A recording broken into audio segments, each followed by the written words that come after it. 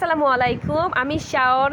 আমার নতুন ব্লগে আপনাদেরকে স্বাগতম। আমি ঈদের মধ্যে বেড়াইতে পারি নাই। আমার ছেলে প্রচণ্ড অসুস্থ ছিল, অনেক জ্বর ছিল। আলহামদুলিল্লাহ আমার ছেলে এখন সুস্থ। সেজন্য আমি, আমার হাজব্যান্ড, আমার ছোট্ট বাচ্চাকে নিয়ে চলে যাচ্ছি কাপ্তাই আমাদের হাজব্যান্ড ওয়াইফের এইবার প্রথম জার্নি। যেহেতু আমি সিলেট, কুয়াকাটা, তারপর ঢাকা, বরিশাল অনেক জায়গায় জার্নি করছি। তো সব জায়গায় আমার হাজব্যান্ডের চেনা ছিল, সে যেহেতু আগে গেছে, আমি যাই নাই।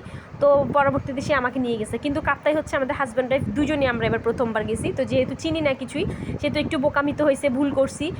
যাই হোক, ভুল করলেও তো যাইতে হয়েছে, গেলাম। এখন হচ্ছে মূল কথায় আসি, সেটা হচ্ছে আমি বাসা থেকে সোজা কাপ্তাই রাস্তার মাথায় গেছি। কাপ্তাই রাস্তার মাথায় গিয়ে ওখান থেকে লোকাল সিএনজি উঠছি লিচু বাগান গিয়ে ওখান থেকে নেমে আর একটা গাড়ি ধরছি, যেটা হচ্ছে আপনার জেডি গেট, মানে একদম কাপ্তাই শেষ মাথায় আপনাকে নামাই দিবে। লিচু বাগান পর্যন্ত আসতে 80 টাকা করে নিবে, 70 টাকা করে নেয় ঈদ উপলক্ষে, একটু বেশি। আর হচ্ছে লোকাল সিএনজিগুলো আপনার ওই লিচু বাগান থেকে যেটা জেডি গেট নামবে, সেটা হচ্ছে 35-40 করে নিবে। তো এইটা হচ্ছে একটা, এই যাওয়ার পথে রাস্তাগুলো এত আঁকা বাঁকা, মানে আমার এই রাস্তাগুলো অসম্ভব ভালো লাগছে। যদি আপনি কেউ বাইকে করে যেতে চান তাহলে কিন্তু অসম্ভব ভালো লাগবে আপনাদের, যারা বাইকে করে যাবেন। রাস্তাগুলো এত আঁকা বাঁকা, মানে একটু রিস্ক, কিন্তু ভালো লাগে দেখলে। আর ওখানে হচ্ছে মানে লোকালে করে গেলে মানে যথেষ্ট ভালো লাগে, কারণ জায়গায় জায়গায় যাত্রী নামায়, তো দেখা যায় অনেক কিছু। তো এইটা হচ্ছে একটা বিজিবির ক্যাম্প, এটা ওদের নিজস্ব একটা জায়গা। এই বিজিবির ক্যাম্পটা হচ্ছে ওরা এখানে আগে চেকপোস্ট বসাইতো, এখন বসায় না। তো এই জায়গাটা অসম্ভব সুন্দর। আমি জানি না এখানে ওরা ঘোরার জন্য অনুমতি দেয় কি না, এটা ওদের নিজস্ব এরিয়া। তো এটা খুব সুন্দর জায়গা। এখানে সামান্য একটু ব্রেক করছিল, যাত্রী নামছে, সেজন্য আমরা একটু ভিডিও করতে পারলাম না, হয়তো করা যাইতো না। দেন হচ্ছে আবার যাত্রা শুরু করলাম। এইটা একটা চেকপোস্ট, সেটা এটাও যে বিজিবির, এটাও চেকপোস্ট 3-4টা আছে। মূলত চেক করে 2টাতে, আরগুলাতে চেক করে না ওরকম।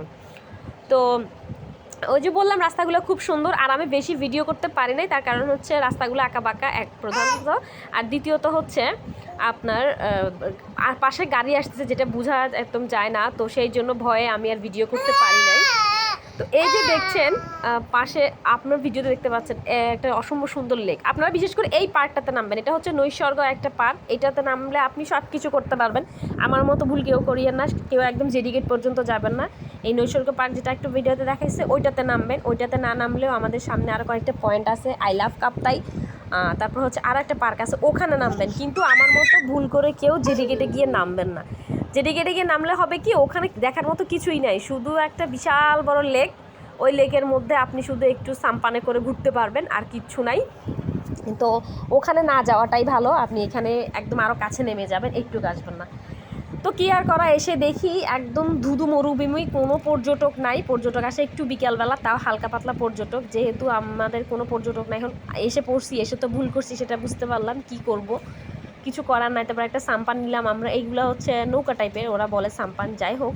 তো এগুলো আমরা 350 করে ভাড়া করছি। আরও কম নেয় যখন মানে সিজন থাকে না, আরও কম নেয়, আর আরও কম দিয়ে উঠতে পারবেন। তো এইটা সাম্পানটাতে করে আপনাকে এই যে এখানে ঘোরাবে। এই যে একটা গেট দেখতে পাচ্ছেন, এইটা হচ্ছে ওরা বলে যে কর্ণফুলী পানি ফারাক্কাবাদের মতো একটা গেট। এটার নাকি 16টা কয়টা গেট আছে।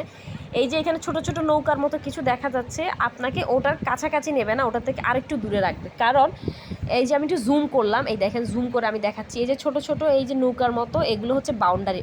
ওটা পর্যন্ত নিবে না, আরও কাছ থেকে আপনাকে নিয়ে আসবে।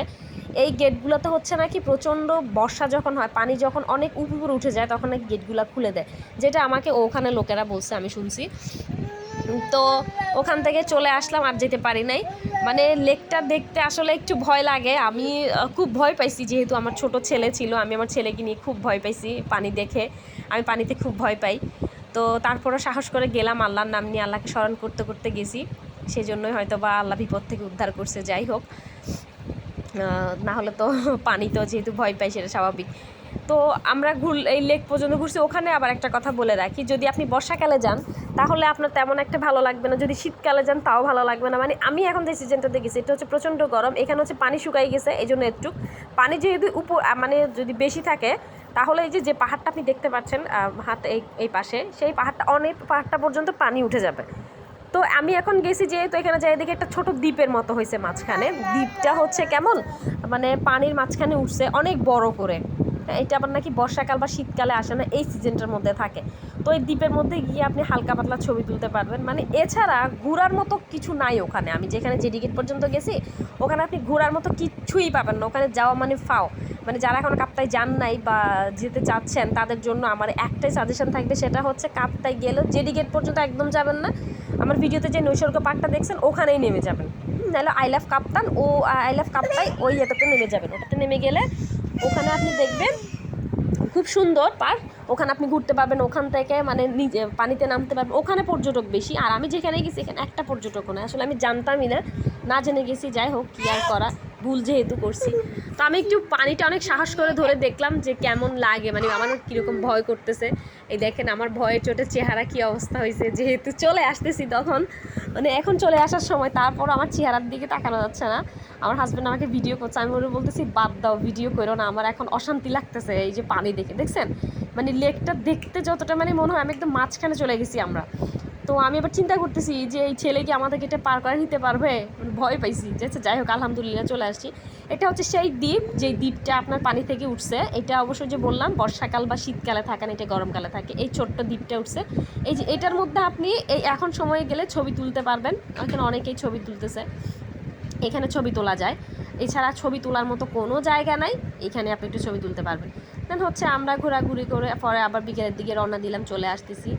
এই যে এই লেক, এই লেকটাই আসলে ওখানে মূলত ওখানে গিয়ে অ্যাডজাস্ট হয়ে গেছে। তো আবার আসার সময় লোকাল সিএনজি পেলাম। ওখানে অবশ্য অনেকে লোকাল আসতে চায় না, সিএনজি ড্রাইভারগুলো চায় রিজার্ভ নিতে। আপনি রিজার্ভ না নিয়ে আপনারা কষ্ট করে একটু দাঁড়াই লোকাল সিএনজির জন্য অপেক্ষা করবেন, কারণ ওরা রিজার্ভ নিলে একটু বেশি নেয়। যেহেতু দেখে যে লোকাল দেরি হয় সেজন্য রিজার্ভ নিয়ে আসতে চায়। আপনারা চেষ্টা করবেন লোকালে আসার জন্য, তা না হলে প্রচুর টাকা ওখানে ওরা নিয়ে নেবে। এই যে দেখতে পাচ্ছেন এই যে ব্রিজের মতো করে এই যে এটা করছে না, এটা খুব ভালো লাগছে আমার। এটা হচ্ছে কালুরঘাট সেতুতেও আছে এই জিনিসটা, আমি দেখছি। হ্যাঁ, তো এই আর কি এখানে ঘোরার মতো। আমি যে বললাম মানে আমার ধারণাই ছিল না যে ওটা এইরকম, জানলে আমি কখনোই যাইতাম না। যেহেতু আমার হাজব্যান্ডও আগে যায় নাই, সেহেতু আমাদের কারোই জানা ছিল না। যাই হোক, তারপরও একটু ঘুরে আসছি। এটাই মানে জার্নি হয়েছে, আনন্দ কিছুই পাই নাই, কারণ আনন্দ পাওয়ার মতো কিছু ছিল না ওখানে। মানে ঘুরবো ওইরকম কিচ্ছুই নাই। এই, আল্লাহ হাফেজ।